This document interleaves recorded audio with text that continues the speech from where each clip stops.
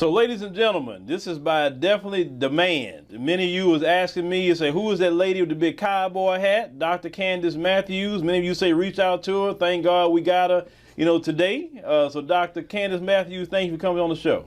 Thank you. It's a pleasure to even be on this show, especially when it's come to dealing with my black people. I'm all for it. All right, so let's start off with what we initially saw you. So it was on TikTok. I saw the video. I say, well, what's going on in that apartment complex? Of course, we all know Cornell. We all been knowing him for years, but we didn't know who you was. Say, who's that lady with the cowboy hat talking about? First of all, because in the comments, one person said, oh, when a black woman say first of all, it's about to go down. So, what happened after that? Situation at the Sterling Shire Apartments, because I seen the rats and the roaches and the mold, and it was like, what the hell? Okay, so what ended up happening was that when we got this information from Grizzy with the Hood News, right? And so me and Cornell decided to go out there to do a walkthrough with these families, because it took a different precedence for me, because I used to play in those apartments as a child. I am from Northeast Houston. I grew up in that area. And so I even knew some of these people that were in these apartments. I didn't know that they stayed in these apartments because I went to school with them. So when we were going in, walking into these units and having KN95 mask on, and you can smell the black mold through your mask, you can see the black mold in the vents. You can see it in the floor. And then what really got me was that I'm seeing children that is the same age as my children that is breathing this mess. And then when you go in and look in the oven and you see rats having a convention in the oven, yeah, that's the problem for me. Then you have people that didn't have air conditioning. None whatsoever. Then you have people who didn't, their refrigerator was not even working and had maggots in it. That was a problem for me. And then to see the roaches, the infestation, that was another problem.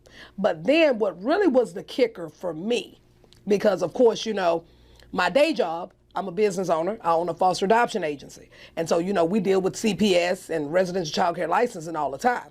And when you had the office staff, because these people reached out to us, they were being retaliated against, and they were calling CPS on these people, stating that they're living in inhumane conditions. But this was something they perpetuated. So in turn, I had to reach out to the commissioner of Texas Department of Family and Protective Services, and also the Internal Affairs Division for DFPS, to let them know that this is retaliation that is happening on these families, and I need you all to get with statewide intake so they'll know that this is retaliation. And I told them, I said, and in turn, I'm letting you know now, I'm gonna call the hotline on that leasing office, because they are perpetuating inhumane conditions for children and the elderly, and y'all bet not block it. Well, from there, right, we know that's a lot of code violations just for the city, with the pests, right, the mold, there's laws against staying in place with mold. How would all these violations was allowed for people to stay there and collecting probably rent, maybe Section 8, whatever they're collecting? How has this been allowed in the city of Houston have never, just got involved and say, oh, no, this is not going to happen anymore? Okay, so to kind of bring you up to speed on that, okay yesterday I was invited to the actual HUD office that's here in downtown Houston, and they had the regional administrator by the name of Candice Venezuela, who was appointed by President Biden. And so I was the only community activist that was sitting at that table with all of the elected officials and also the HUD officials. So during that briefing, that was the question that I asked. So how did it get here, right? So they told us that the apartment complex, the Sterling Shire apartment complex, was actually transparent and took accountability, stating that it was an in-house issue. So what the in-house issue was, they were forging work orders. They were forging them. Then when the last time that HUD actually inspected that specific property was in 2018. And normally what they said was that the rating that they got was 91%. So if you get anything that's 90% and above, with HUD, they only will inspect you once every 3 years. Then if it's anything that's below that, then you would be inspected every year. So when they did the inspection back in 2018, then we turned around and had COVID. Then we turned around and had everything else that was happening. And so now that they are backlogged, so by us bringing this attention to HUD and also to the Southwest Housing Compliance Corporation, and that specific organization contracts with HUD. So they are the ones to make sure that the apartment complexes receive the funding. They are also the entity, like when there is issues that are happening, they try to handle it, you know, before HUD has to get involved. So I was not happy about that, because I say, wait a minute, hold up. I say, run that back to me again. So you telling me that they forging work orders. So who going to jail for that? And so then HUD was like, the work orders that they were forging was in-house. So it wasn't anything that was related to HUD. But they did say that the owner, you know, was very transparent about it. They took accountability for it, and then they end up coming up with an actual plan. So the plan that they have is going to be a third-party inspection company that's going to be coming in doing 100% inspections every quarter.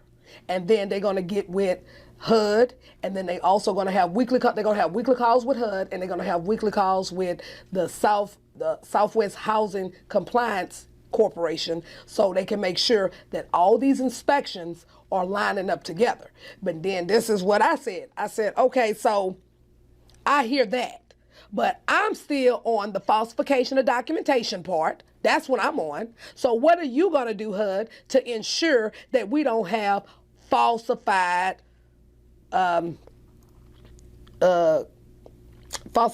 work orders? What are we going to do about that? I said, because in my vision, what I would like to see is that it needs to be someone from HUD that needs to be there when these inspections are going on. So then nobody is not going to be able to drop the ball if we have all three entities that are there. So they took that into consideration, and they're going to be working on that. And I'm going to make sure I ride their butt so it can make sure it happens. Exactly. It needs to be done. But another question I want to ask is the residents going to do maybe some sort of class action lawsuit against the owners?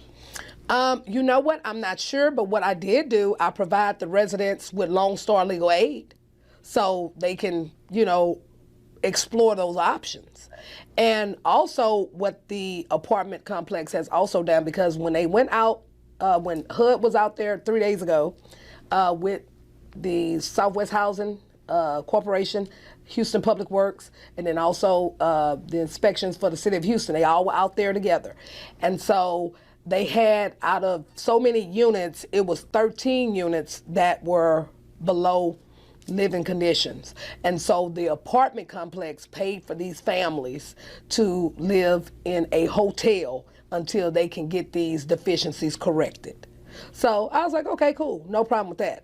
Then they had another set of 13 families because they had wall issues and they had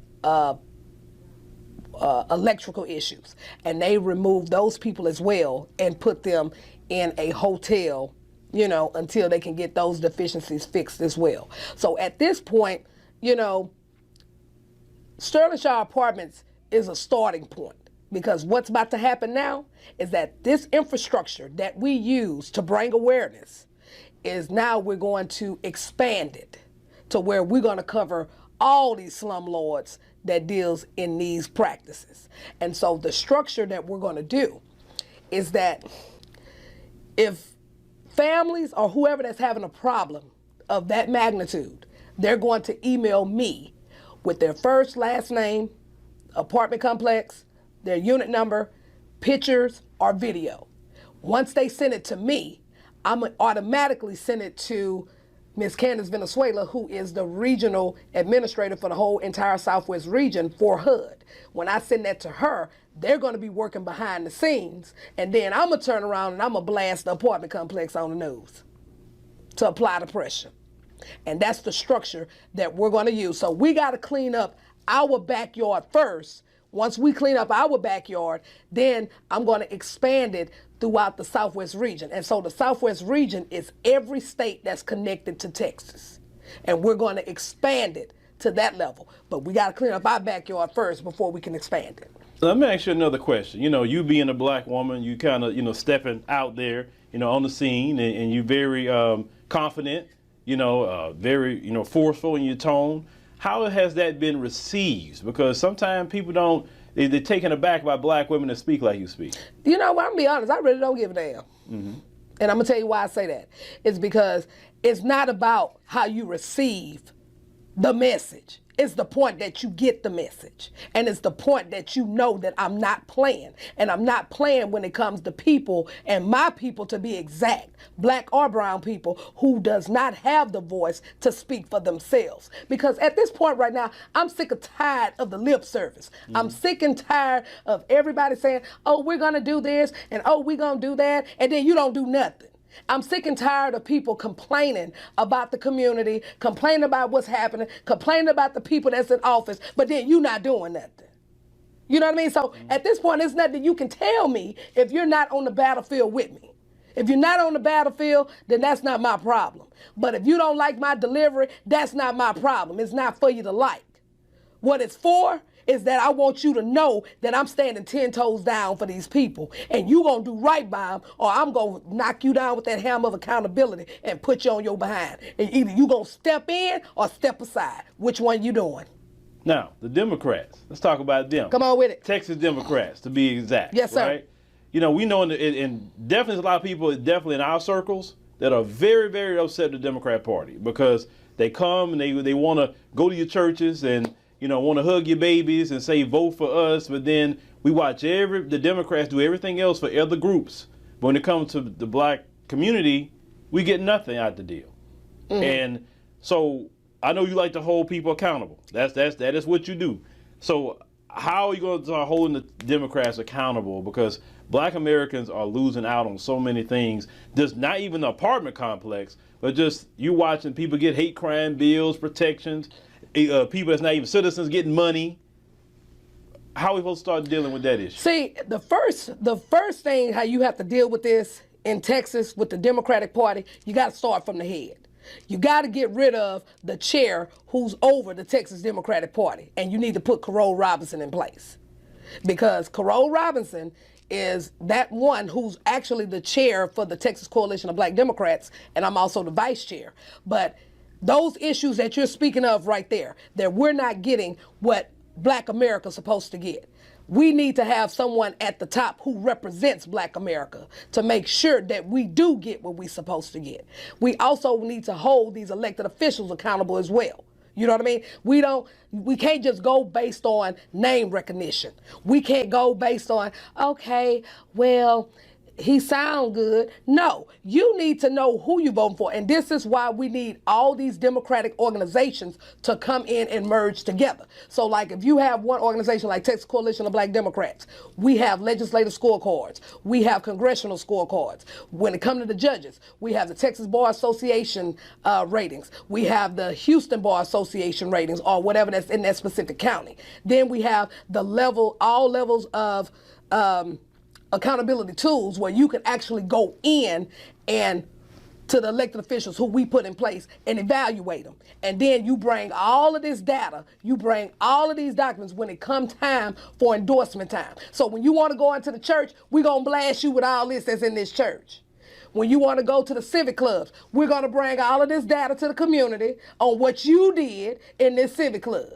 So you have to let them know, and you have to change the trajectory of this, letting these elected officials know, regardless if you Democrat or Republican, baby, you work for us. We don't work for you. And we have to get the unorthodox people out to vote. That's your strippers. That's your doughboys. The ones who actually may have criminal records, but they're no longer on paper. They can vote. And you'll be surprised, the ones that don't know that. See, you can't be like, you know what, I done made it. I done got my education. You know what I mean? I'm not dealing with those low-level folk, right? You can't do that. Because guess what? You about one check away from being one of them low-level people. Those people can vote. So you have to go out there in that community. You can't be fake. You can't be fake when you go into the hood. Only thing you can be fake with is probably a hair weave, and you better make sure that it's an HD hair weave when you go in there. You see what I'm saying? Because these people, they want realness. They want people to be authentic. That's what they want. That's how you're going to get them to the polls. You're not going to get them to the polls talking stuff, and a lot of them don't understand what you're talking about. They're going to understand when you bring the proof to them. They're going to understand, okay, let me tell you about this bill. This bill right here is for disenfranchising black people. You know this sucker voted for that? Don't you know that? So we need to fire him at the polls. That's where accountability comes in at. That's what we have to do. So you got to start from the top, and then we got to hold all of these elected officials accountable. And you have to do it in that effective manner, because I'm telling you, it works. Now, let me say something about that. We're talking about locally. You know, Sheila Jackson Lee, reparations is a major conversation for black Americans, because in order to really bring us to where we need to be, reparations has to be now. Of course, Sheila Jackson Lee is talking about H.R. 40, which is John Conyers' original bill. Right. But this is the problem with H.R. 40. I just wanted to know your opinion about this. They didn't have a study or commission to give out money to Ukrainians.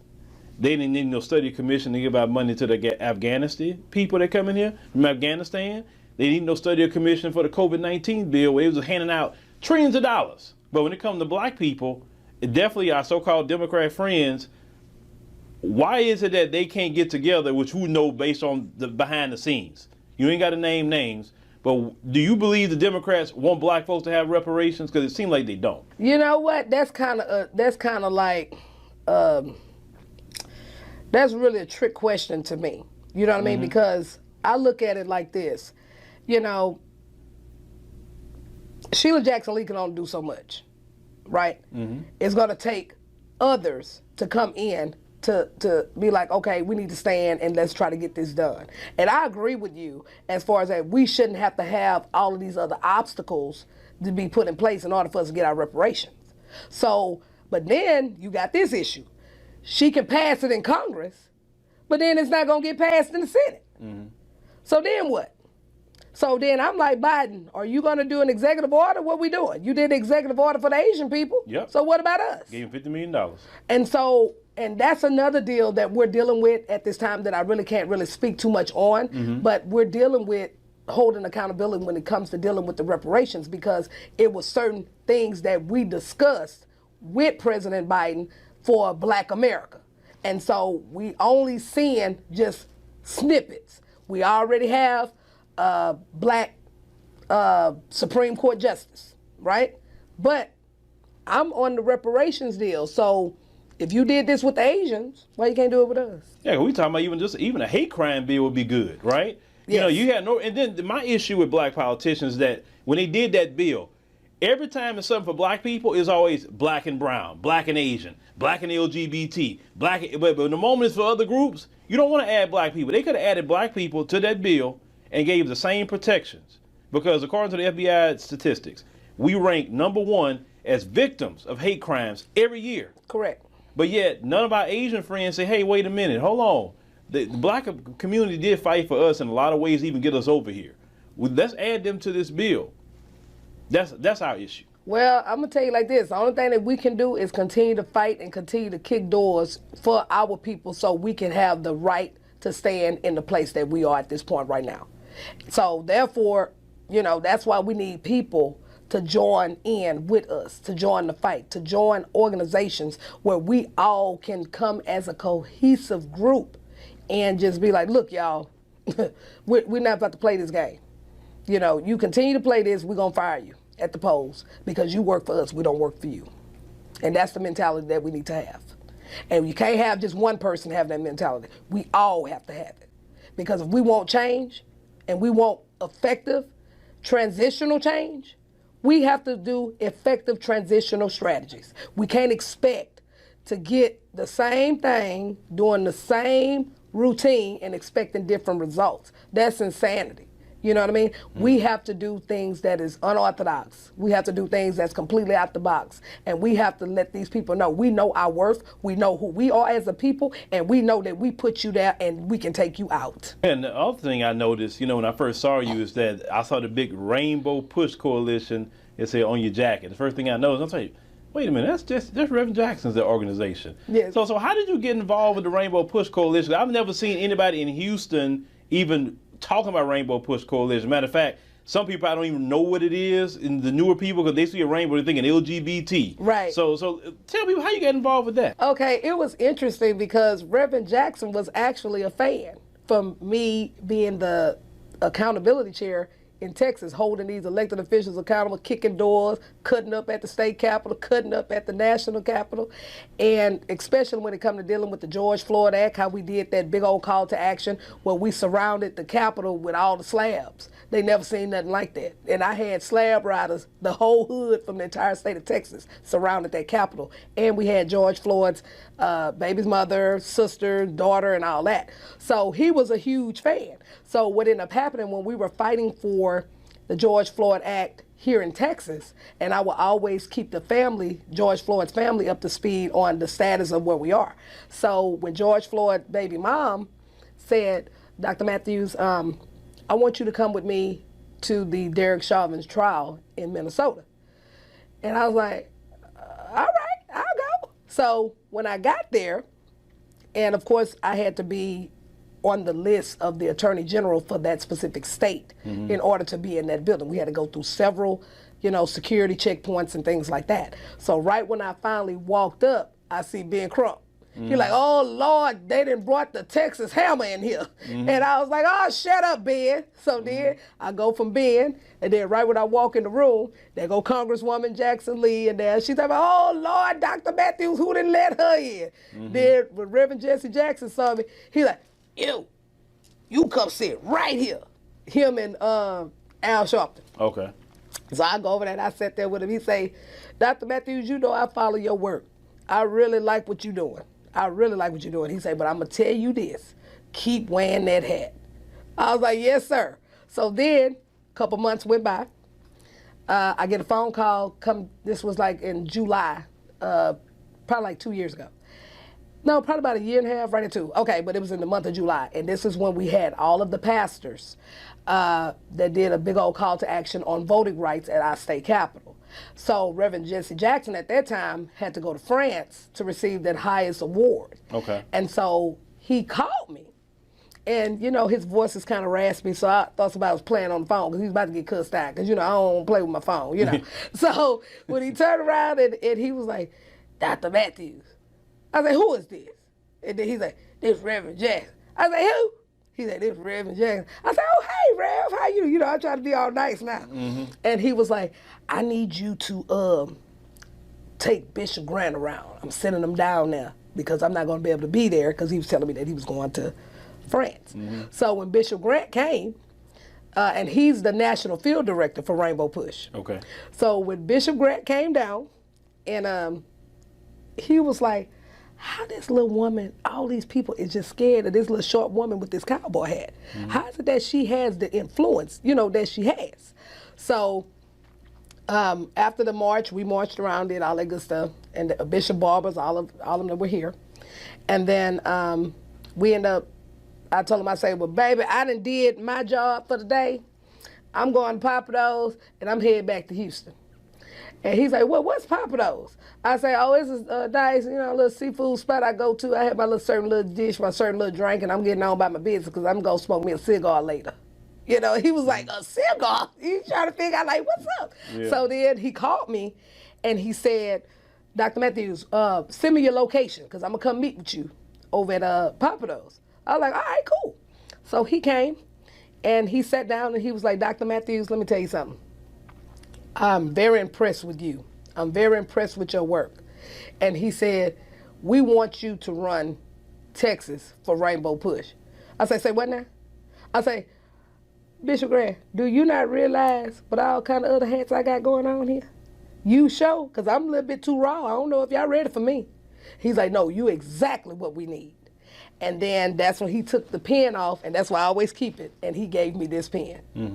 And he said, and once you in, and it ain't no getting out. I said, oh, this the mafia, huh? And then he just bust out laugh, we was just, playing around. And then I say, well, since you done gave me a pen, I'm gonna give you an Oliva cigar, because that's one of my best smokes, and smoke it well and in good health. I say, we'll talk next week. And it's been on ever since. Well, this is the thing. I'm glad that he did that. Because he was an older gentleman, correct? Yes. Okay. The problem that we have in our community is that the older people don't want to find the younger brothers and sisters out here to say, hey, y'all need to keep this work up. And they need more people that speak like you. And usually, for some reason, it's like the older generation are afraid of that. Like the way you speak, like, oh Lord, it's like they get scared what white people gonna think. What the white people gonna think? You can't talk like that. So you've been received, and pretty sure white folks probably, well, I know they respect you more because you're not willing to kiss the ring and shuck and jive for massa. Right, because I'm self-financed. I don't need your money, so you can't buy me. I'm gonna say what I want to say, and I'm gonna say it to you, and I meant what I said, and I stand on it. Because what has to happen is this, is that you need the wisdom of the elders, but you need the young people energy.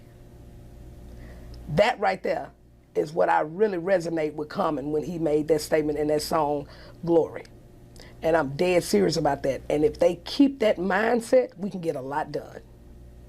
A lot of people are afraid of giving up their position because they've been there for so long. And they have to understand, you have to train somebody else. You need a protege to pass on what you already have done, because we stand on the backs of our ancestors, and we are our ancestors' wildest dream. And they got to understand that, again, we need your wisdom, but you need our energy. And that's how we're going to make change, transformational change. Yeah, because if you look at even Congress, right, the Senate, let's call it what it is. It's geriatric. We need, no matter what community you come from, you need the younger people to come in with new ideas. Like, that's why the country, in my opinion, is stagnated. Nothing can get done. It's because you don't have cohesion with younger people. It's like, and it's not just this country. I notice that all over the world, like that older generation, they don't want to let go. They want to, they like, I'd rather die in this position than let a little younger, man or woman come in and do the same thing. So my thing is, if Reverend Jackson then put you in this position, well, what is going to like even with the mentorship? Because even you, like, are you mentoring other young sisters to follow in your footsteps? Yes, and that's exactly what I do, because I look at it like this, is that in order for us to have transformational change, you have to be able to mentor and bring others behind you. Because one thing that I agree with Reverend Jesse Jackson, the only time you look down on somebody is when you're pulling them up. And that is my motto. So if I'm looking down, that means I'm pulling you up. So when it's time for me to sit down, it's your time to stand up. That is the structural mentality that we need to have. As a people, we need to have that. Because even when you're dealing in the churches, they don't be wanting to bring the new pastors in. The old pastors want to be in there for the longest until they die, and they don't want to train the new pastors. And then they want to criticize the new pastors because they're not preaching that you going to hell, you're going to hell, you're going to hell. They trying to give you hope at the same time so you can do well and do better within your life. But that's not what we're getting. Look at the white supremacists in white supremacy. They already got their little hellions trained already. Oh yeah, they trained them how to shoot and everything. Yeah, they got them trained. They got them already. The next white supremacists. That's why the system continues. Anti-black racism. That is a pillar in white supremacy. And you thinking, the Mitch McConnells, whatever, they die off. That's it. No. You already got the hellions right now. Yeah. That's here. That's going to continue it on. But in the black community, we don't want to continue anything or pass anything down. But you know what killed me about that? And is that when we're dealing with our kids, we'll glorify them twerking. You understand what I'm saying? We'll glorify you twerking. We'll glorify you having about 10 or 7 baby mamas and all this old foolishness. But you're not putting them into the actual transitional mode. You know what I'm saying? See, like with my kids, I ain't having that. Because at the end of the day, is that mama got her education, you don't have a choice. Because that's how my parents was with me. My parents have their education.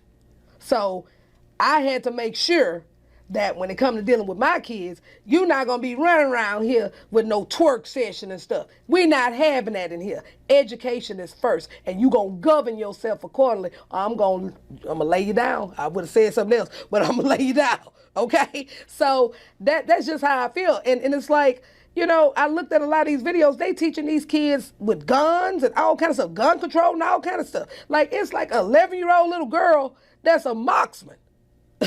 11 years old. But then you have an 11-year-old black kid like us want to get over here twerking like she Megan Thee Stallion. Yeah. Come on. We got to do better, people. We got to do better. We got to know what our main priority is as a people. We can't be running around here falling in the Jim Crow plan. We got to get rid of the colorism. We got to get rid of feeling that mediocrity is cool. We got to get rid of that. We'll say that. Because I'm just going to be honest. You know, we got to get rid of the generational curse. Because black people, we have it, and we have it bad. Mm-hmm. We got to get rid of these family secrets when they run around here being freaky and stuff. We got to get rid of that mess. And we got to rebuild as a people. We have to rebuild when it comes to our worth. That's what I'm on, especially our black sisters. You are more than your thighs. You are more than your breasts. You are a strong woman. You are the woman who brings life, which means you need to govern yourself better than what you're doing. Why you running around here wearing these little skimpy looking clothes, showing yourself and not leaving it to the man's imagination? My grandma say, you out late at night, ain't nothing open after 1 o'clock but legs. You need to learn how you need to govern yourself as a woman. I was reading something dealing with the black man from Minister Farrakhan. Mm-hmm.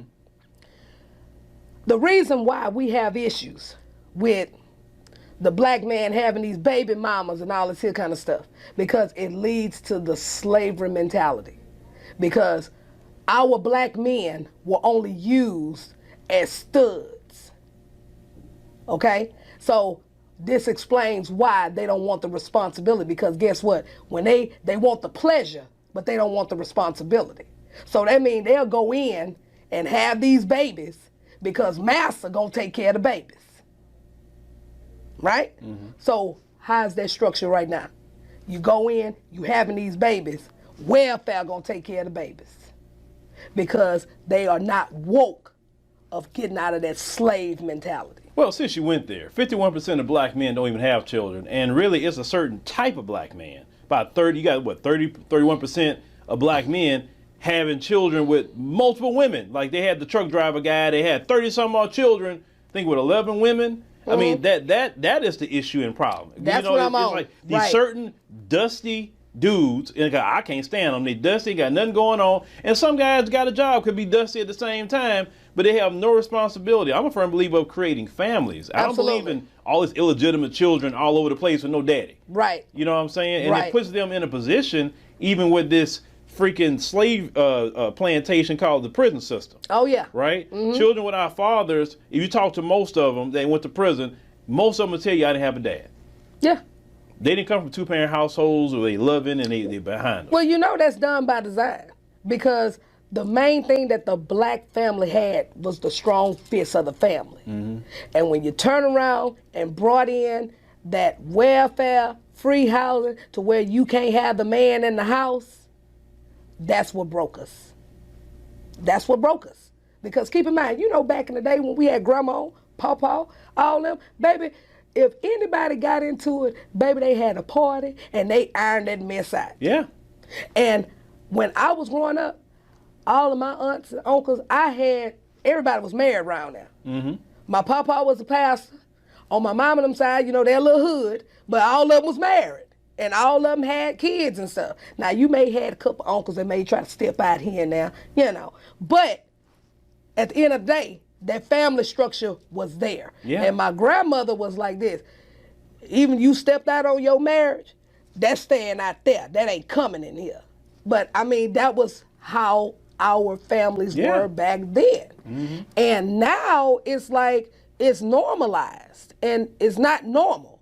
You know what I mean? Like, we got to get back to the basics. We got to get back to the structural of the black family. Well, it's like with my grandmother and them was the same thing. I grew up originally in Port Arthur, Texas. I was born and raised there. That's where my mama from. Oh, your mama from Port Arthur? Yes. Okay. And my daddy from Beaumont. Okay, from Beaumont. Yeah. Both my parents, Port Arthur. My mom grew up in the El Vesta area. My dad and them grew up, they were say in town. Whatever. My parents on the west side. On the west side. Yeah, I know exactly the west side at. So when they was alive, my grandparents, they would always, like you said, keep the family together. You had to go to grandma's house on Sunday. They had the big meals. It wasn't all this secret stuff going on. Like you say, I know about the illegitimate children thing, but like you said, you got to take care of your family. But that wasn't too big of a thing because, see, where I grew up, I got to see a lot of, between my grandparents, my father, uncles. I saw a lot of, good black men. We didn't have a bunch of criminals in my family. Mm-hmm. It was either they had good jobs, businesses. Mm-hmm. I didn't grow up seeing black men hitting women. That's right. I didn't grow up seeing black men, getting drunk and using drugs and not doing right by their kids. So for me, I come with that worldview. So when I look at today, I'm like, what the hell y'all doing? That's why I said, thinking recently in the video, I love wintertime. Mm-hmm. Because wintertime, you at least these little females you're talking about, they got their clothes on. At one point in time, black women would have checked them. Today, you better be careful checking these young girls today, because you don't know they may pull something out on you. Mm-hmm. Half naked around here, but if a black woman tell you something, you want to fight her and beat her like she, trying to harm you. And all she trying to do is pull your coat. Yeah. And another deal that I really would look at is that when it came to when we were growing up, mm-hmm. I would always go to Port Arthur to my grandma's house. My grandma used to. Oh, my grandma didn't play. My grandma used to always have them little cookies, there's white on the one side and dark on the other with the cream in the middle, and had mm-hmm. it in the freezer. Mm-hmm. So when we would go over there, it just brought back a memory. I'm sorry, I just brought it up. Yeah. And so when we would go over there, and my grandma would tell you, don't you touch that, because it's not bothering you. She knew where everything was.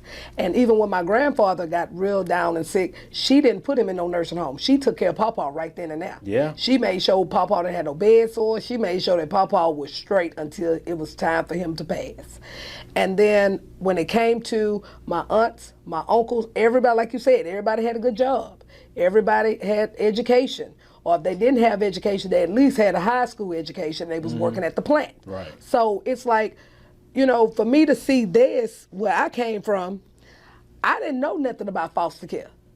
I didn't know nothing about it, because everybody took care of their kids. And if they didn't take care of their kids, you best believe one of them brothers or sisters gonna get one of them children. Somebody gonna take that kid. There wasn't no foster care or nothing. Right. Until you get your financial situation together, then you come back and get the kid. Mm-hmm. Never heard of foster care.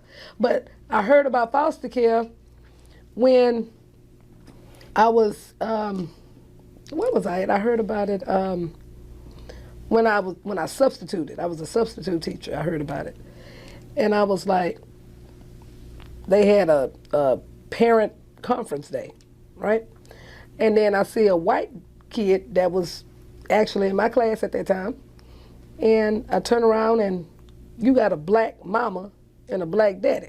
Mm-hmm. And I was completely oblivious. I was completely threw me all the way off. And I just had to say, because I can't control my mouth. I'm just gonna say it. And I said, wait a minute, how does this work? I had to ask that. And so then, then that's when, they explained to me the process about foster care. And then at that time, they was like, you know what, you'll be a good foster parent. Because I didn't have any kids. Mm-hmm. You know what I mean? I was out of school. I ain't had no kids. And so I ended up taking care of the people's kids before I had my own kids. Oh, wow. And so I was a foster parent for over 12 years. Oh, wow. And I done had over 15 children or more. No, I done had over 30 kids graduate high school under me. And I done had about 11 graduate college under me. Mm-hmm. So now I'm a little older. I may not look it, but baby, a sister's tired. But I can't stop because these are mine. Mm-hmm. And I got to give them the same knowledge. I have to pour in the same structure that I did with those children. And I did adopt one. Okay. And he's doing good. Got a college education.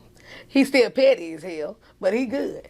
you know, and you'll be surprised when holidays come, all those children come to my house. They still call you. They still call me. They all come to the house. They all got kids, and they all bring them over there. So we have a big old shindig. But then it was kind of difficult when COVID happened. Because, baby, I wasn't letting nobody come over there. Yeah, you know what I'm saying? So, you know, but at the end of the day, you know, I'm about the black family. Mm-hmm. I'm about everything that's going to be positive to not affect the disenfranchisement of our people. That's what I'm for.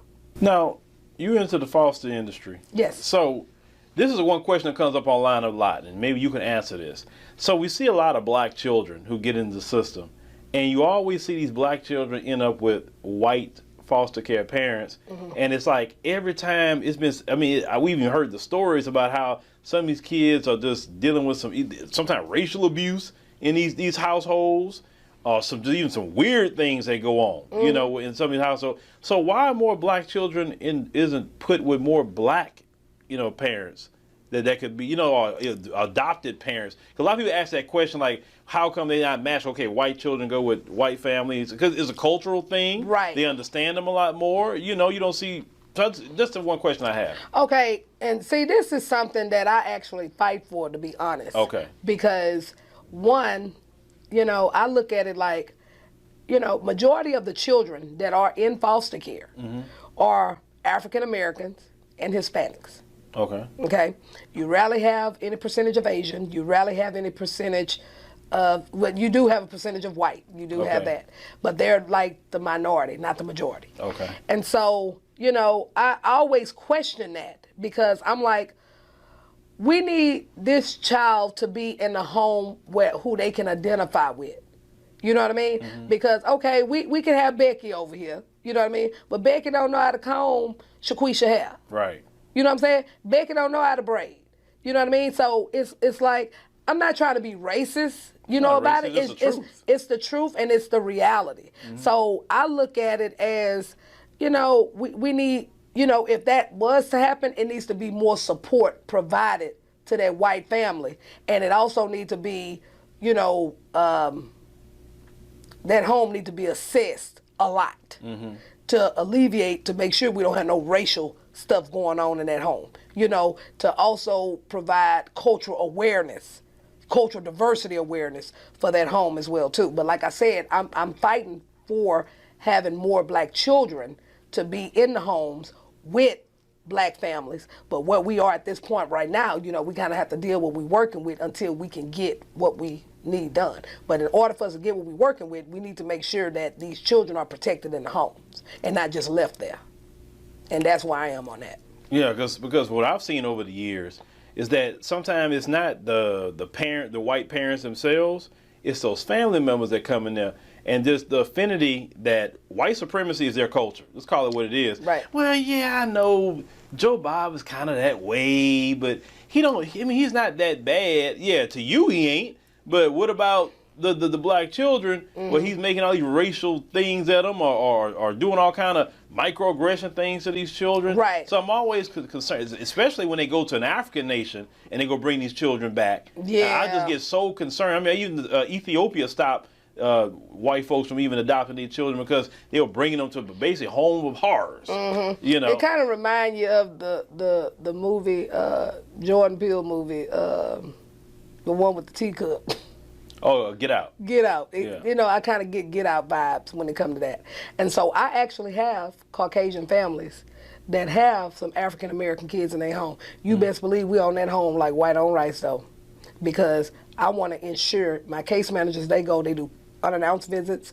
If these children even notify that something racist or anything that's going on, we call it into the hotline immediately and we're removing the kid out of the home.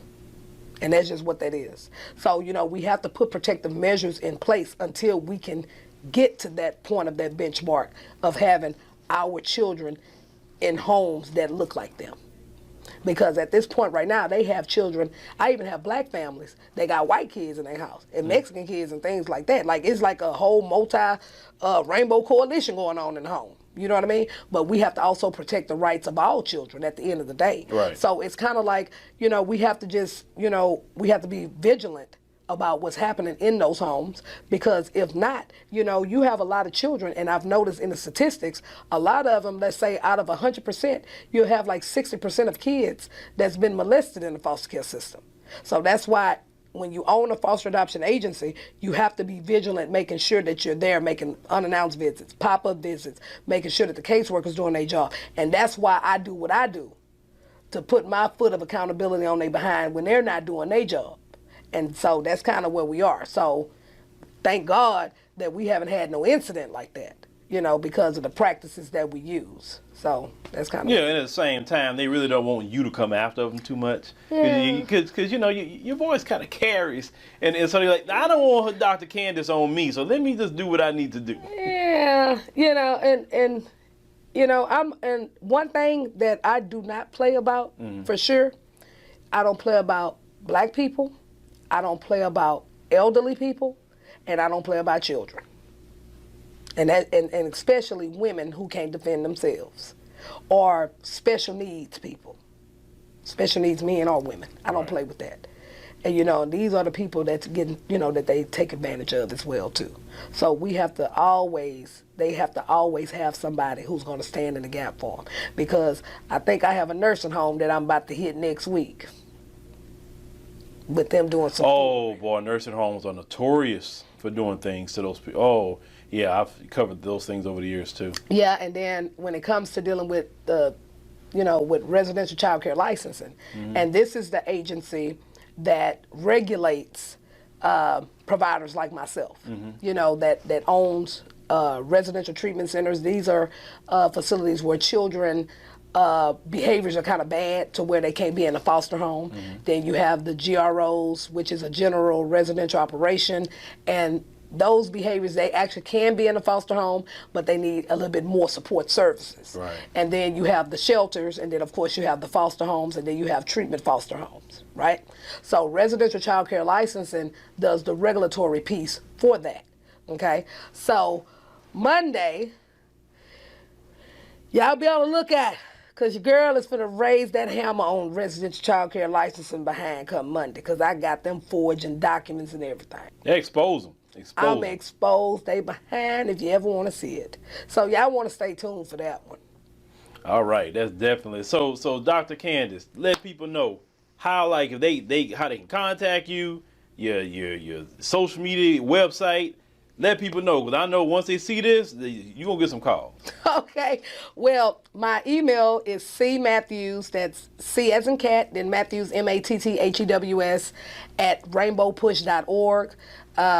I have 2 Facebook pages. Well, I normally have a whole bunch of them because, the Republicans, they be trying to get me. So I have to do several pages because I be cutting up with them. Why you got to do several pages? Because because, a lot of them be trying to come to my page, trying to come for a sister. And then when I go ahead and give them the tea, then they want to turn around and report me. Oh, yeah, I need to tell you how to prevent that behind the scenes. Yeah, but I have several pages. So, and then I come back, I say, I said what I said. And I come on a whole nother page and get on their behind. So anyway, and that page is Candice Matthews, DR, which is CANDICE, Matthews, MATTHEWS, You can use that one for Instagram. And then my other page is DR Candice Matthews, and that's Facebook as well. And then, of course, you can look me up, Dr. Candice Matthews, Twitter. And then also... TikTok. My daughter done got me hooked up with the TikTok stuff. I didn't know nothing about the TikTok, y'all. I didn't know nothing about that. And now I'm a whole celebrity on TikTok. That's how I discovered you. It's TikTok, So just the video just came up. I was just scrolling through. I said, "Ooh, what's going on here?" So that just kind of. So I followed your page on TikTok and said, "I don't know who this lady is. I'm a follower." That's how that started. So Yeah, you got to be on social media these days. Absolutely. And then I also want to throw this out here too for the people that are having problems that are on HUD. You know what I mean? Because now that we have it open to where, it's open season on these slumlords, because I meant what I said to them. I say, if you run around here having an apartment complex like this, you've been put on notice, and you better tighten up, because you're going to be next. And I meant what I said. So those of you that's having these issues, email me, cmatthews@rainbowpush.org. Now look here, I don't want to know how you feel. I don't want to know what you think. I need the facts. I need the complaint letter. I need the apartment that you're living in. I need the unit number. I need video, and I need pictures. Don't tell me nothing. I need that, because in order for me to help you, I have to have the facts. Not what you think and not what you feel, because I have to constantly tell people this, And sometimes, they be wanting me to call you and stuff. Baby, your girl is busy. I can't just be having a dry conversation with you, because I'm trying to help behind the scenes doing some more stuff. So help a sister out. I can relate, because, you'll get emails about they just want to talk. They want you. I'm like, listen, I don't have time. Yeah. So I know you don't have time. I don't have time. Yeah. And it's not that we trying to be mean. No, not at all. But it's like, baby, I can't just be having dry conversations. You know what I'm saying? Like, sometimes I tell my husband, I'm like, look, baby, I can't be running around here having this dry conversation, because I got this going on. He be like, wait a minute, hold up. Yeah. Say, wait a minute, I'm not them. I'm your husband. Yeah. And I be like, oh, wait a minute, I'm sorry, baby, I'm sorry. I'm going to get it together. Yeah, you got to tone that down. Yeah, you got to know, and then being so busy like that, you have to definitely make time and prioritize even your relationship. Yeah, that's hard, man. But I'm just saying, because like I said, my husband like a home-cooked meal chat. Look, let me tell you something. Of course he do. Look here, after I done went over here tearing up somebody's head, right? Then I got to go pick up the children. Then after I pick up the children, I already got to put the meat out the night before, because my husband like to eat everything with rice and gravy. I don't care if it's oxtails, poke bones, neck bone. My husband like to eat the good stuff, because I know how to cook. I'm Creole now, so I know how to cook and stuff. Mm-hmm. So, baby, I had to get that food ready for her, because, baby, I'm not going to hit the last of it. And then my children, they love beans and rice, gravy and rice, mac and cheese, all this stuff. Like, I'm cooking full-course meals for these suckers. You understand? And then I got to be able to make time. You have to be able to make time for your spouse. You know what I mean? Because I don't need my husband running out here trying to get him a side piece, because then you're going to see me on the news or something else. You know what I'm saying? Hey, y'all, I'm just keeping it real. I'm a real person, So, you got to make sure everything tighten up, because at the end of the day, you have some of these people that's over here with this fake stuff. There ain't nothing fake about me. What you see is what you get. And that's just what it is. I can't be no other way. I don't care if you don't like my delivery. I really don't give a damn, because I said what I said and I meant it. Yep. And with that being said, make sure y'all email her. Like she said, the info, not just to say how you feel, and Dr. Matthews, we definitely thank you for stopping and taking the time out your busy day, to talk to us. This was a great conversation with me. You remind me a lot of my aunt. That's why I'm laughing a lot. You just like my aunt in so many ways. It's crazy. That Port Arthur come out, baby. Yeah, it'll come out. I hear it. Yes, and my mama is straight PAT. Matter of fact, I'm kidding the Chad Butler that was with Pimp C. Yeah, that's my cousin. His mom and my mama cousin. Oh shoot. Yeah, so you already know we hey, we keep it real around here. Yes, ma'am. So I really enjoyed this interview, because I was very happy to even do this interview. I was really pleased with it. So and it was really good to meet you, because I was like, oh, I'm following this guy. I like him. I like how he did the story on how he did with us and stuff. I say, I like how he just put it all together. I thought it was pretty cool. So, hey, this not going to be the first or the last, because I got a lot of work for you to follow. And we're definitely interested in that. So definitely thank you for joining us, and, God bless for sure. Thank you, because I'm going to need them, honey. So, ladies and gentlemen, once again, we got Dr. Candice Matthews. You know who she is. She's going to come in today, and let's get right into it. Dr. Matthews, thank you for joining us on the show today. Thank you for having me once again, Brother Phil. I appreciate it. All right, so let's go right into it. The last thing that I actually talked about with you concerning Prairie, the city council. Mm-hmm. We saw the video where you brought a bunch of documents and evidence.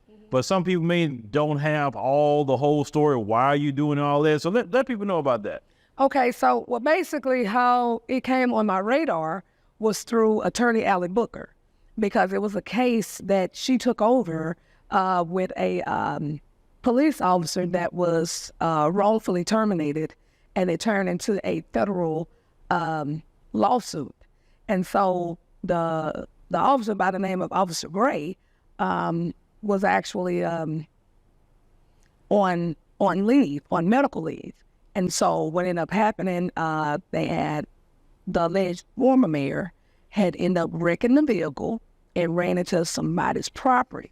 So then when he ran into somebody's property, then allegedly he left from the scene. And so then he ended up being one of the officers that actually took over that specific investigation. So then as a form of retaliation, then that's why he was, fired pretty much on his day off. And, Waller County is known for retaliation. They're known for that type of practice, right? They even tried it on me, and I'll tell you about that a little bit. So when Attorney Booker brought it to our attention, and then we started really digging in and looking at a lot of these documents, looking at, like, wait, this is corrupt. Like, how can you are an elected official, you're not paying a water bill. What's up with that? And you have, some of them got water bills that's like thousands of dollars. Then you have one of the former mayors and one of the former city councilmen, and all of them are fraternity brothers or somebody's friends here and there, and they all giving kickbacks with contracts. You're giving your friends contracts. You're giving people contracts that don't even really deserve to have a contract because you really don't even know what you're doing. So how did you get it? Then you have some of these monies that's being dispersed out, right? Because they have this other deal that's called 4B. And 4B deals with some of the federal monies, just like the CARES Act that they have. So I was looking into that as well, and it was some issues with some funneling business with monies, right? Then when we end up going to the actual city council the first time to call them out on the corruption, what I found interesting was that I said, they don't even know how to use a Robert's order. So that right there is a red flag, right? Then I looked again and I said, okay, it looks a little shady in here. So let me go on and light it up real fast. And then that's when I came in and had some evidence and had some questions. Then when you go further down the rabbit hole, okay, there's another city council meeting I had to show up. Because when that first time that we showed up, everybody then was like, wait a minute, this Dr. Matthews, she coming from Houston. We know she the hammer. We know she's finna come here with, something. So then that's when I started getting a lot of calls from a lot of the community members and even some of the own city council members that know that corruption was going on and they wanted to stop. I mean, it was to the fact where you had one of the attorneys that was representing Prairie was allegedly there illegally. You know what I mean? And then I even seen checks that were being cut for outrageous amount of money. I'm like, Prairie is not Houston. So what type of law activities I got going on here, for that type of funding for an attorney, and then I noticed they didn't have a city manager. So it was like, it's a lot of dynamics that was completely off, right? So then I turned around and that first video, me and the mayor that's currently now Mayor Leverett, we kind of started off on the wrong foot. And so I felt that he was being disrespectful because when we came, you didn't take your seat. You was out there and like, I guess we wasn't here. So then he had I guess he made a smart remark to one of the sisters that was, I think she's like the secretary or something like that. And I was like, wait a minute, hold on, man. Now we're not about to do that. And then it just went from there. And that actually went viral because I told him, I say, I'm not filing charges. I'm coming for your job. I'm coming for your seat. And anybody rolling with you, y'all gonna catch it, right? And then the mayor, he turned around and apologized. And he actually came out to be really a good guy because really, he wants the corruption to end. That was the purpose why he ran for office. You know, he stated that he ran on transparency and he ran on accountability because he was the mayor before, like, years ago. You know what I mean? And he just didn't like how the city was being ran. And so then when we got further into the rabbit hole, we had one of the former mayors that's a city councilman. I got pictures of him using city gas for his Corvette, right? Wow.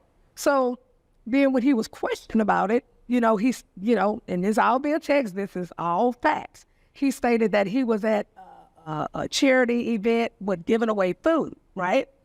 Okay, I looked at it, and then me and my team looked at it again, and we was like, wait a minute.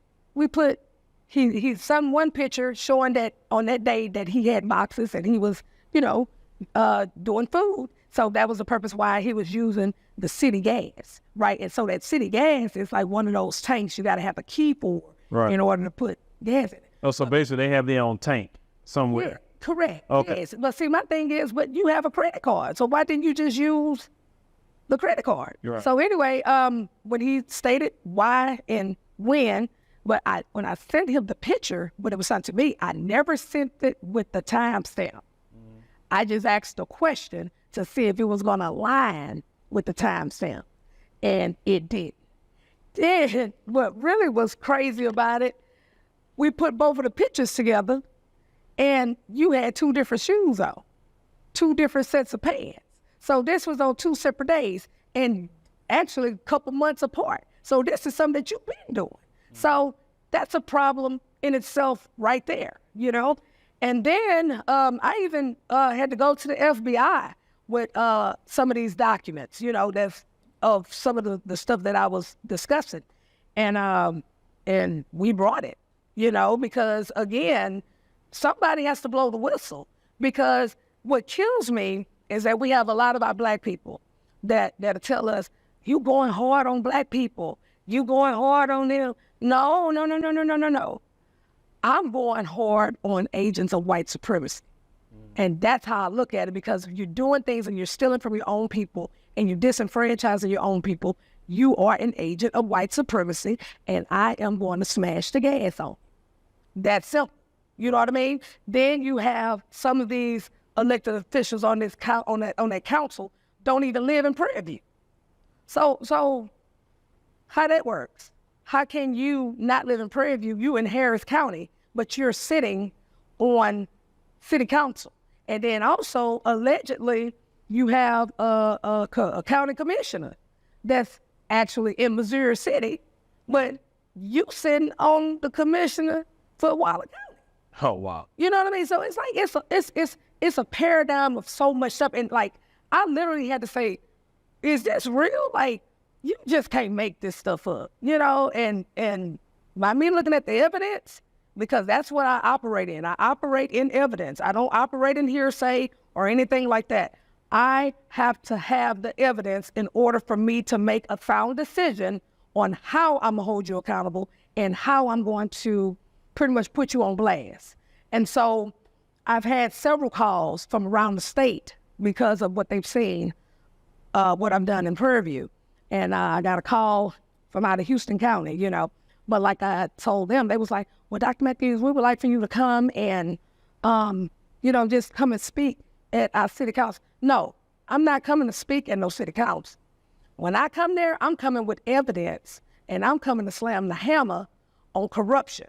And I'm coming to let them know I done already reported you to the feds. That's what I'm coming for. And I'm coming with the actual evidence, like you seen, the box of evidence. Mm-hmm. I'm coming with that to let you know I'm putting you on notice. So if you see me coming, that means you about to be put on notice because I got something on you. Well, you mentioned a few things. You mentioned the attorney being there legally. Why was he there legally? Because what ended up happening was that according to their charter, okay, the mayor has to appoint the attorney. And then once the mayor appoints the attorney, then city council has to vote on it, okay? It wasn't done that way. No. One of the other city council members just, hey, you still on here. You got a whole new mayor, but you telling him he's still on there. And then he's still getting paid. So it kind of something like a nepotism thing? It's not nepotism. It's just somebody is greasing somebody's pockets, and I'm getting to the bottom of it to see who it is. And then all of a sudden now, he has not shown up ever since we have been on the scene in Prairie View. You know what I mean? 'Cause like we called him out. And then I even experienced retaliation. I thought it was pretty flattering. Of course. Okay. What's the retaliation? Somebody on that council or somebody that's in that little mix of that corruption had sent an email to one of the news stations. Now, you know, I know everybody at all the news stations. So they reached out to me directly and was like, Dr. Matthews, we got this wild email. And I was like, Robert, tell me about it. So they turned around and said that they think that I don't fit to be in the position that I'm in and holding all of these hats because I have relatives that are criminals, right? Then they turned around and said that this symbol is a gang symbol with the Hardy Street Boys out of Fifth Ward, and then the Fifth Ward Circle Gang and all that. I'm like, yeah, that came from Prairie View. See, I'm like, if you gonna try to tell on somebody, don't let me know where it came from, because I just came from there firing you guys up. So I know where it came from because everybody in Houston knows what this is. Everybody knows who the Hardy Boys are in Fifth Ward. That's not they signet. Everybody knows about the Fifth Ward Circle. So how can I be a part of those two organizations and they don't even get along? So okay. So the organizations is the Hardy Boys and Fifth Ward Circle? Yeah. Okay, let's clear it up. Are you part of the Hardy Boys? No.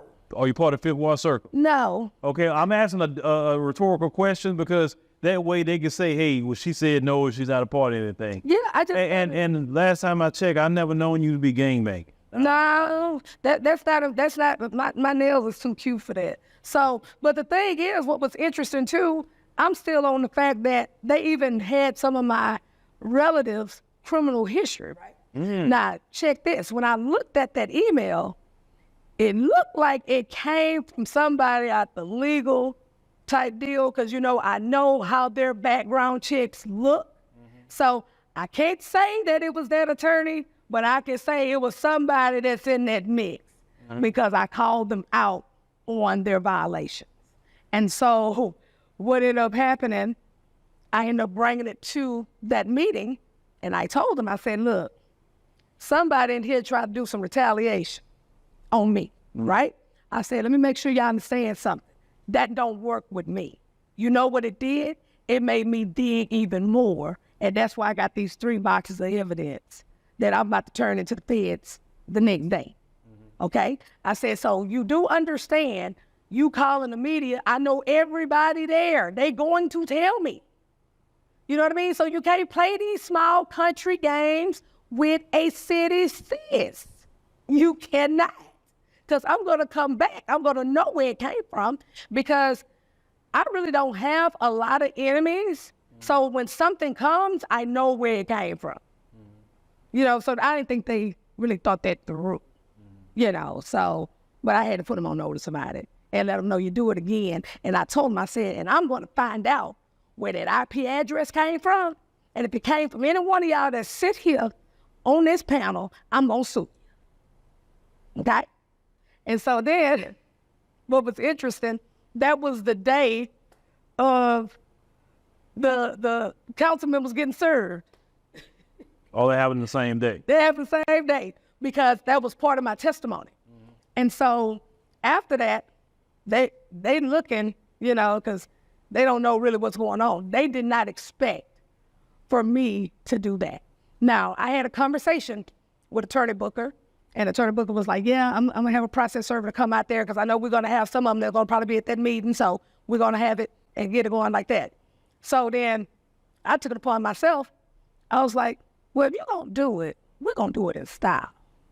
We're going to send a message when we do it. So I ended up getting in contact with the process server. We had a conversation, and I told her, I said, I'm going to let you know who's who and what's what. I said, but let me do my presentation, my spiel first, and then I'm going to call for you. And when I call for you, then you start giving them that stuff. And it just worked perfectly. And it just went viral. Because they was like, wait a minute, she mean business. And then I told everybody in the audience, because she asked me, is anybody in the audience? Because, you know, we still had some on the list. And I looked, I was like, nah, we don't want that no more in the audience. I said, but anybody else that want to be on this list, you can catch it. Because these federal lawsuits is coming out. Because, see, the time of corruption is over.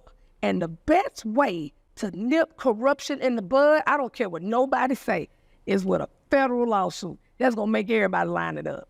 Because it's a different ball game versus from a state court. Right. You know what I mean? Federal lawsuit going to make you line it up.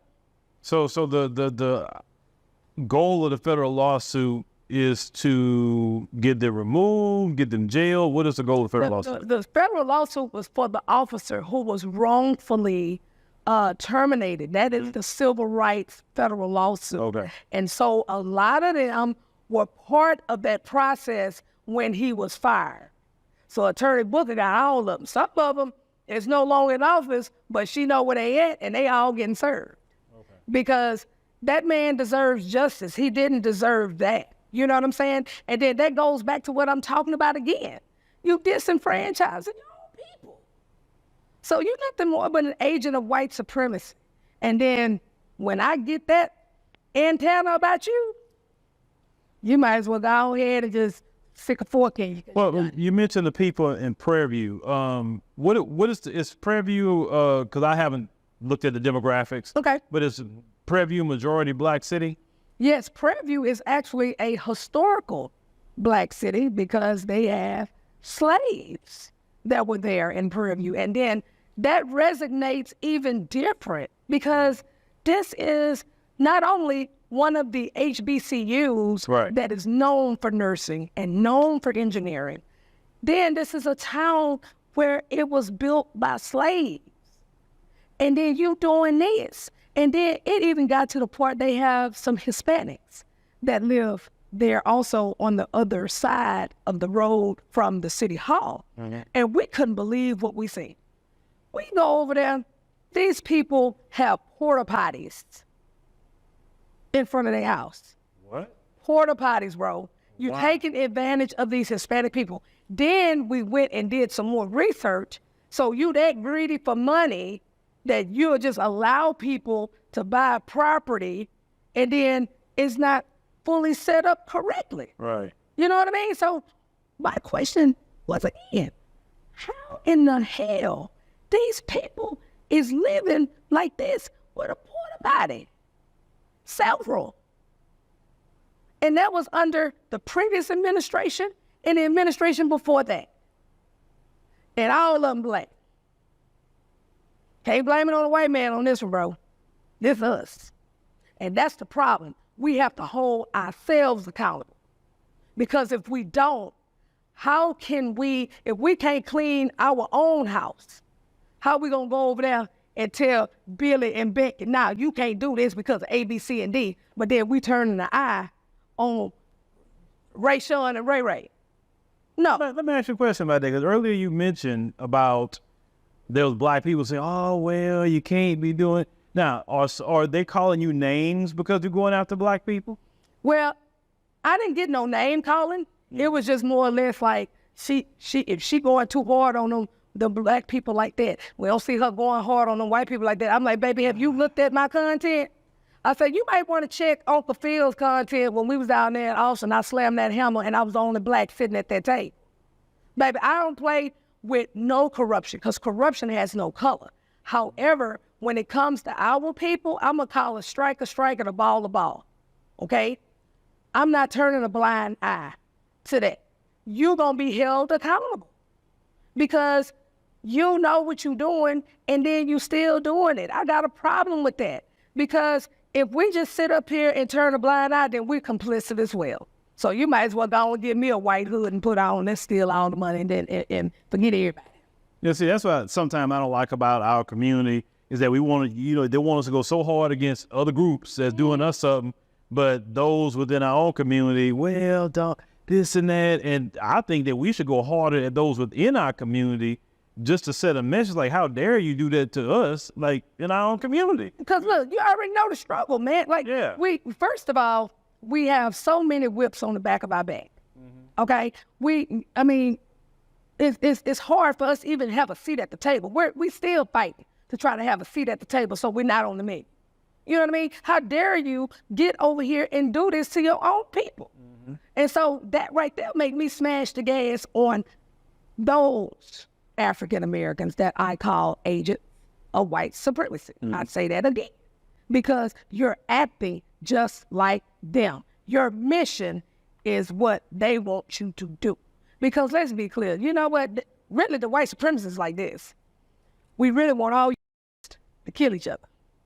And then the ones who are not, the ones who pretty much didn't fall for the okie doke, then we can kill them. That's the whole plan. And our people need to wake up, because this is done by design. You know, this is not something that just started yesterday. No, they want to do this to us because we are the original people. And if you don't know where you come from, that means you don't know where you're going. And that's my opinion on that. And I have a problem, especially by that being a historical Black city with a historical Black university. Like, stop it. You know, and it just upsets my stomach in a way, you know. And then sometimes, you know, I get one of them spells, honey, and I just start going off on everybody. Yes, it's so much. And then you take it all the way, now you go to Harris County, Houston City Council is part of all this stuff too, right? And the jail. We've been hearing about all these deaths in the jail. Yeah. You know, and you know there's a lot of corruption going on with that. Yes, because we've also exposed that as well several times. And then I also did research with the Texas Justice Initiative, and then also with Houston Landon. And when you look at the data of how many African Americans, and the data was for like 20 years until current, you looked at how many it was more African Americans and Hispanics that was dying in their jail. Okay, and then the majority of how they were dying was based on pre-medical health conditions. They were dying in that jail either because people were not getting their medication that they were supposed to get, you know what I mean? Or you have people that may have drug issues or alcohol issues, you know, probably coming in withdrawing or anything like that. And then you're not tending to these people like they still human beings out until they, you know, find out what their demise is going to be, if it's any. But you don't go around and just not give these people their medication. And then especially you have people that a lot of them was like diabetics, you know, and then they'll turn around, either they dying in the cell or they dying in the infirmary, or the contract, they dying in with the contract hospitals, which is Harris Health, right? Then another thing that I found that happened recently, maybe probably about a couple weeks ago, guy died in jail, right? Okay, so who's watching the nurses to ensure that the medication that these inmates are taking is being digested properly? Okay, see, I own a foster adoption agency. We have children that on psychotropic medications, and you know, they can hide that medication under the tongue. It's different ways that they can hide it, and then they can turn around and go back into their cell and go get high with it. You know what I'm saying? And then all of a sudden now you got somebody dead. So if you know that you have somebody that, regardless, that's a known drug user or anything of that caliber, and they're taking certain different types of medication, get a pill crusher, crush that medicine up, put it in some orange juice and make them drink it. Why would you just give them a pill and then you're not even watching to see? Because he can go back and give it to everybody over there. You never know. And then they got people, what we was told too, they putting drugs on the papers. You know, that fentanyl is something serious too. So, I mean, it's all of these things that's happening in this jail. Then you have some of it is dealing with, excessive use of force. You know what I mean? You have that going. Then you have some of these inmates that are getting jumped in the jail too. So it's so many facets that is happening, and it's hard for, the sheriff to get a handle on it. And I told the sheriff, I say, Sheriff, I said, you actually are good when it comes to your deputies that's on the streets and then holding them accountable when need be, right? Mm-hmm. But your problem that's probably going to help you lose that election is that jail, because it's too many people dying in that jail. They had one case that Attorney Booker ended up taking. The family looking for their loved one. They tell him that he's in the infirmary, he's here, he's there. The man dead. And then they turn around saying that, oh, he died at this time, like they was trying to push him out. No, he still got a Harris County suit on. He died on your watch. You know what I mean? Like, what's up with that? Then it was another guy when we did a press conference in front of the jail. This guy said that his brother had a psychiatric episode in the back of an ambulance because they were trying to transport him to Harris Health, and they didn't strap him to that gurney correctly. He got loose, jumped out, and got ran over on the freeway. Oh, my Lord. So it's a serious, serious issue in the Harris County Jail right now. And now, is Ed Gonzalez, which is the sheriff, a good guy? He's a good guy. But good guys sometimes finish last. And especially in this situation, because that jail is going to cost you your election if you run again. Because there's too many people dying every month or a couple weeks after each other. It's too many. It's too many. Well, let me ask you a question. What is the state of Texas, the Texas Rangers, or even has the DOJ been? Okay, so when anybody dies in the jail, the process is that the Texas Rangers has to do their investigation, okay? But in this one specific case, with an African-American guy that died in that jail, and Ben Crump is representing that family, then he was able to bring the DOJ in there. So they actually have an investigation from the DOJ on that part, okay? But what I like about Attorney Booker and how she did her strategy is that she immediately started popping those federal lawsuits on them. She found a loophole. I don't want to give a secret out, but she found a loophole how she was able to file those federal lawsuits that way. So it's like, it's just raising all kind of attention and all kind of, I mean, it got to the point where we were tired of doing press conferences in front of the jail.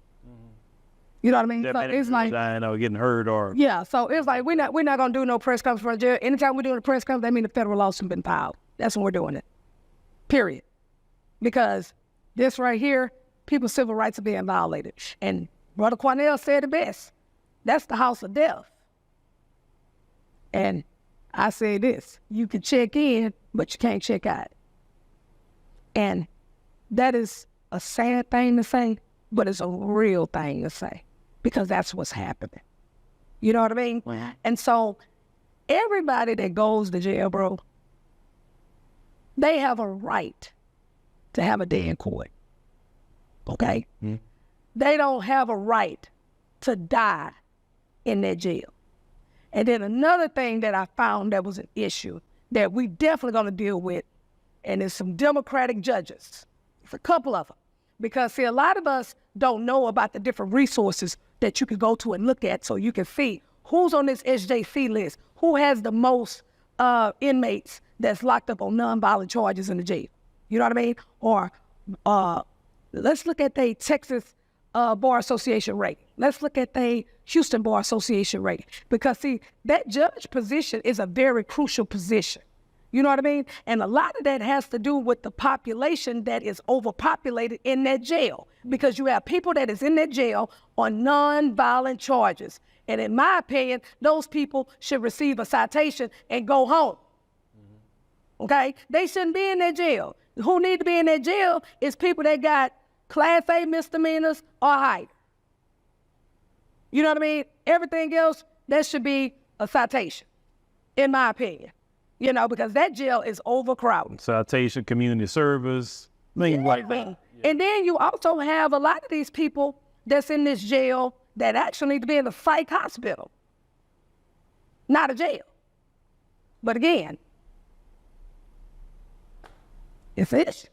So if people watching, what could the people do to change that? Because, okay, we hear the issue, but is it something they need to do politically, like say, hey, we need to mobilize to get certain people out of office, put certain people in office?